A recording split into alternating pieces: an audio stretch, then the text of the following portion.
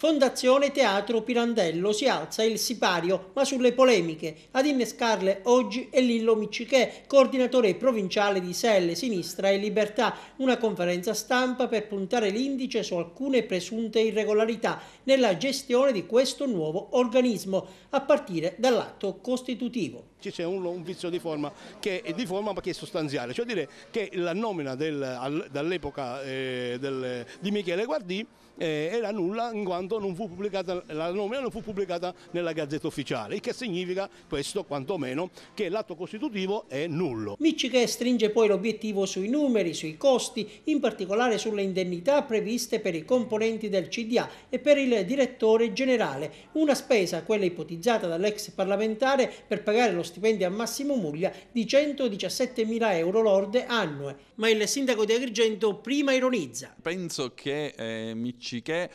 sia ancora sotto gli effetti dello champagne natalizio. Poi chiarisce. Il consiglio d'amministrazione è previsto nello statuto che percepisce un'indennità pari al 50% dell'indennità del consigliere comunale.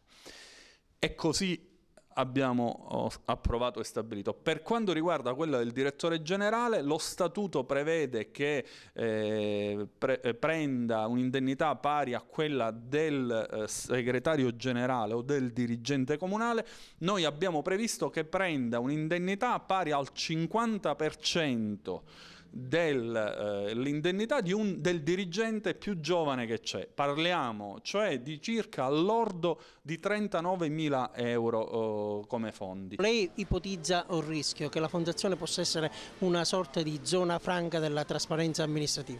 Lo è, perché nel momento in cui si attuano atti deliberativi che si spendono soldi, cioè denaro pubblico, noi sappiamo quando si spende, quando è costata un'opera lirica, quando è costata un'opera teatrale, quando prende di stipendio il direttore generale, non lo sappiamo niente, non si sa niente perché essendo una fondazione, essendo diciamo così, una struttura che è sganciata dal comune, si può fare quello che è come se fosse un'azienda privata. E anche su questo aspetto Marco Zambuto prova a fare chiarezza. La fondazione si sta reggendo in questo momento con un finanziamento della regione alla fondazione, dicevo di circa 280.000 euro, più lo sbigliettamento per gli abbonamenti, non viene preso un euro dal bilancio comunale.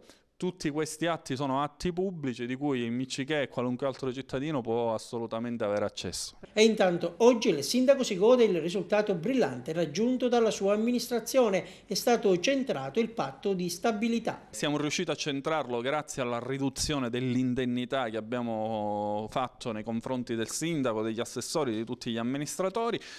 In questa maniera siamo con i conti a posto per l'anno 2012 e possiamo attivare le procedure per la stabilizzazione dei precari.